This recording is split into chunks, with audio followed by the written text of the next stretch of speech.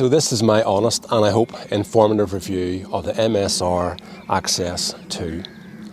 In all honesty, this is the hardest tent review that I've ever done.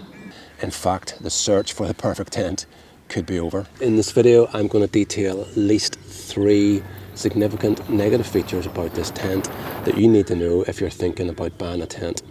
So look, as well as the MSR Access 2, in this video I'll recommend a couple of other tents that you might be interested in if you're actually interested in this one, because it's always a hard choice.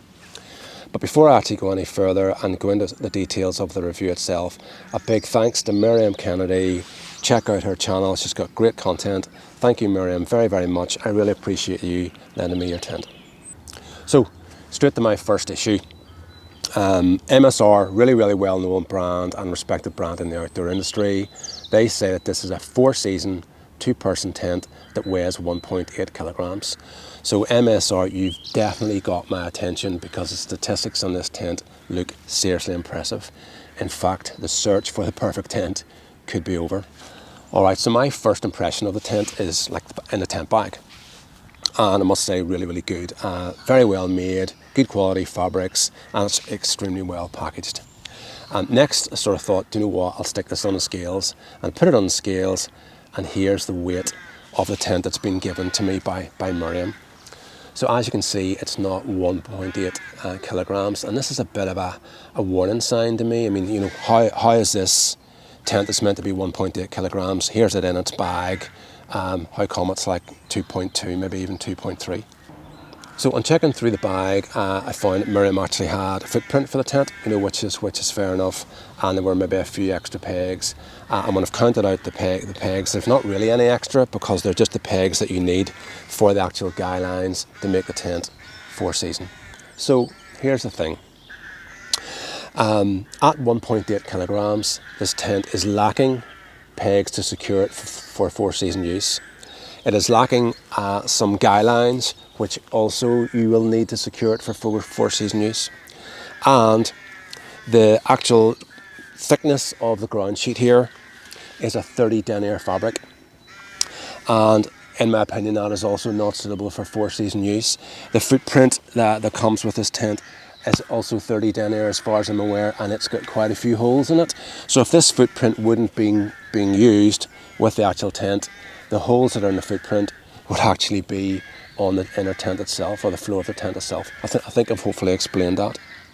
The other issue that I have with these thin fabrics is that they're very prone to accidental damage. Now, the 2 other tents that I'm going to recommend, you know, are a similar sort of weight, but they actually, both of them have a 70 denier ground sheets, and in general, thicker fabrics all around, which will always increase the durability of the product. So the durability issue, yes, with lighter weight fabrics, you are compromising your durability, but you are gaining, and you're gaining in a reduction in weight. I think that sounds right, and also in pack size. So you know there are benefits to that, but at the end of the day, when I sort of think of a 4-season shelter, you know, I do want something that's going to be durable. And if you spend, you know, your hard-earned cash on something and it's not going to last a test of time, then, you know, I don't really think anyone wants that. So, in order to further reduce the weight, MSR used carbon poles. So again, lighter weight, but in my opinion, a sacrifice in durability. If you look at this pole here, it's frayed at the end, and here's another section of pole where the pole has actually split. So I just don't know how durable these poles are, and certainly, as I said, this tent isn't particularly old and hasn't been subject, you know, to a lot of abuse. MSR will also say that these poles are pretty much unbreakable. Well, at what point do you say a pole is broken? This bit's frayed and this bit is split. So, you know, that's heading definitely towards a break, you know, in my opinion. They say that they're really flexible. And yeah, that's okay, but, you know, if I'm in a tent and it's windy, I want it to hold its structure, because once it doesn't hold its structure and volume, it's actually starting to fail. And I don't want to be lying in a tent where this is buckled right in on top of my face. I mean, no thanks, that's just definitely not for me. So the idea is saying that the poles are unbreakable because they'll just bend and they won't break. I don't really like the poles bending either, to be honest. So now definitely on to some really good stuff. The guy lines here, are absolutely excellent, really high quality. I would assume that they're made out of Dyneema or something very similar. So super, the reinforcement here on all of the sort of stress points, again, is absolutely excellent. And all the stitching, I've had a good look around all the stitching and the construction. Even on the pole bag and the construction on the tent, the fly sheet, the inner, the ground sheet, as I said, all the reinforcement layers, that's all really good and absolutely top quality. So the pitching of this tent is fairly fast and straightforward. It pitches inner first. And that does have an advantage if you're in a hot climate and you maybe want to use a tent inner on its own, or you're going out in the heat and it's not actually going to rain, then you can go ultralight with just the actual inner of the tent. It has a disadvantage where if it's raining, the inner of the tent will get wet. And then it's just a matter of throwing the fly sheet then over the top and then getting it out, and that's your tent secure. So another really big positive in this tent is the actual volume in it. Now I'm sitting up obviously straight, I'm 6'1", and there is tons of room above me, and even volume-wise, once you start to come, this tent has a flat roof, but the roof doesn't just, drop down too quickly. So you have reasonably good height even well back in the tent. And these are just two standard regular size thermarests. And at the moment, there's this amount of space on one side as well as about this in the middle. So, the volume for two people here, really good. Other aspects that I like on the inside, a really good tension on the inner. And that just reduces the flapping, in high winds. A pocket at this end, and the same just kind of behind you, so really pretty decent sized pocket. And I do love tents that have a high bathtub floor in them. I think it just gives you really good protection, particularly from splashback, where water or where rain is really coming down heavy, and maybe there's a slight puddle beside the tent, and it's hitting that and bouncing back up. It just gives you that protection from splashback water and also from spindrift. Now, the lying down room again in the tent, my feet are at the bottom and I've plenty of room, behind me. So, in general, volume in this tent and accommodation for two people, absolutely spot on. Now, another aspect, a really positive aspect about this tent, and not only is it the interior volume, which you've just had a look at, but it's the vestibule volume. I've just got a 70-litre pack here, and that just fits in really easily with tons of space. And if I'm to close this down, this will give me, a completely sheltered option if I want. And I also like the fact that you can zip this right down into the corner here from the inside of the tent. And I now have equal space on my left as to what I actually had on my right. So the vestibule volume here, and as I mentioned earlier, the opposing doors, absolutely brilliant, to get shelter in all sorts of conditions. I also think that these toggles are actually quite good, very easy to do. Now, a 4-season tent, it's got to have weather resistance, right? Well, I do like to try and go out and field test, my tents. So I've had a good field test in this one. This was a valley camp, and I went up with one of my friends who was actually using a Vango Sabre 200. The winds, I measured the winds at about 24 miles an hour maximum. I was actually outside a tent for like 15 minutes trying to get the maximum wind that I could recorded. Now, there were gusts higher than that, and earlier on I was able to record this footage here where a gust actually hit the tent, and you can see the poles just completely collapsed and deformed. Now, I'm sorry, I don't like that, and I did have good tension on the relevant guy line. This guy line here, I don't think that I did have out, but the tent poles actually collapsed. Here, this completely just collapsed in, and it was significantly well guyed out, so I'm not really that impressed with that at all. Also, I had the wind was coming from this direction, and I had this guy line here pulled out pretty taut, and there's a big panel here, and there's a tremendous amount of tension on this guy line if you pull it tight. And as I said, the roof guy line there won't affect this part of the tent. This is what's getting hit by the wind. So I don't think the guy system is particularly effective.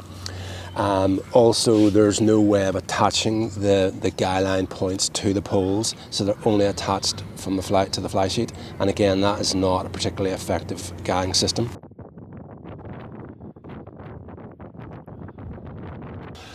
So if we're looking at a 3-season tent, weather resistance isn't the be-all and end-all, but a 4-season tent, that tent is meant to protect you in the typical weathers you're likely to encounter for 4-season use. Now, as I said, I measured 25 mile an hour maximum wind, gusts maybe 35, and the tent was struggling, and that was camped in the spring in a valley. So I personally would not be using this tent for 4-season use on summits or on any site where I was likely to get exposed winds. But then that's up to you. It depends really on the conditions that you think that you're going to encounter and as to whether that matters to you or not. Now, my favourite part of any tent review, I don't think so, ventilation. Again, if it was a 3-season tent, ventilation is really, really important. A 4-season tent, it's more important that it protects you from the elements. But I know ventilation is an issue on a lot of different tents. But look, the ventilation here is outstanding. I mean, this is a really large panel, and there's one here at either end, and this, will keep this out, or you can kind of seal it down closed. But underneath here you've got a decent panel of mesh, and you have that at the other end of the tent, which really does allow for very, very good airflow. And certainly on the occasion that I used it, I had zero condensation. So the ventilation options here are pretty good. Further regarding ventilation, you have your zippers here, and you can zip here, which gives you a little bit of extra ventilation as well. So it's a double zipper, which is excellent. And then at the very top of the door, on the inner, you have another mesh panel, which again gives excellent ventilation, and one on the other side too, so you can get the ventilation and air flowing through the tent. Now to my third, and you'll be glad to know, final issue. And that's really just the price. The price of this tent has rocketed in the last couple of years. Now, part of that's down to COVID, but we are where we are. Ultralight Outdoor Gear, I think, are selling this for £749. Not exactly sure what the recommended retail, because a lot of websites that I looked up, it seemed to be different. But anyway, they're selling it for £749, and that is deemed to be a new tent and a 2022 model.